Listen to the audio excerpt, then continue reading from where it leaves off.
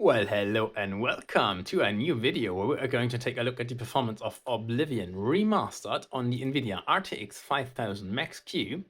And we're going to test this at 4040p with the high settings preset basically, and so no ray tracing, Lumen hardware ray tracing here, but Lumen software ray tracing is available or activated on the low settings here.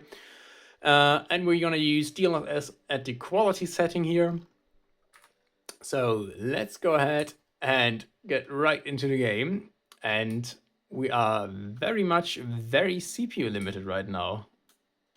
And I think that is going to rid itself out in a few seconds.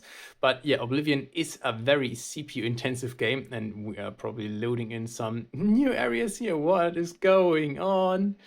I really don't know. Okay, I guess we have loaded in everything correctly now.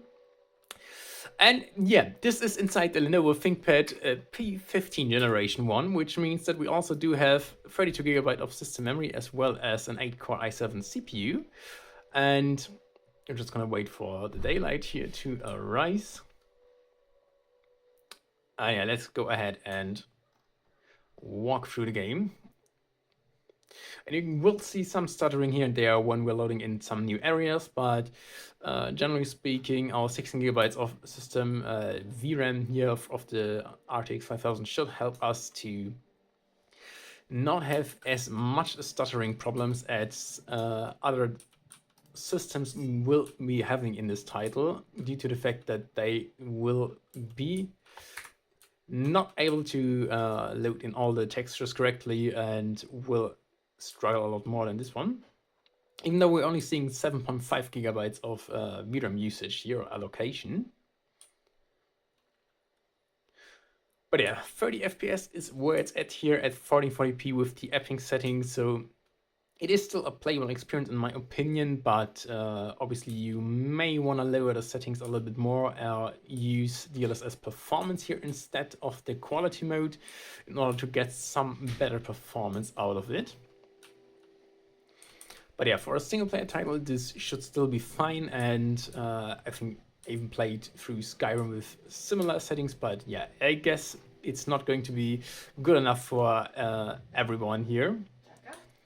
But yeah, you should definitely be fine with your system settings set to 1440p high settings. At least with DLSS performance here, you should also be able to see around the 40 to 50 FPS. I think we're just gonna test that real quick in 1 second. So let's just gonna set that here to performance here.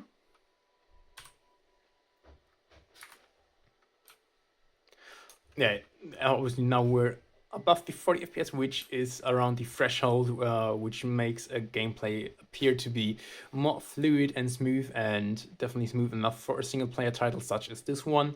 And yeah, I would probably recommend you stick to these kind of settings due to the fact that it will be dropping in heavier scenes as well, even though the highly vegetarian or vegetated scenes as we are seeing here are probably the most demanding of the title and should give us a good indication how well it's going to run in other sections and areas of this game as well.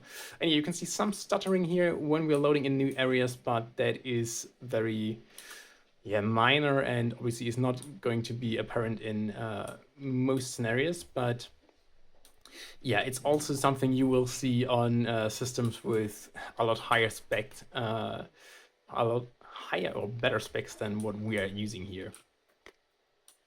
But yeah, I guess it is definitely playable, and you probably want to stick to the performance DLSS setting if you're gonna play it at 1440p. But yeah, with the high settings here, that is no problem.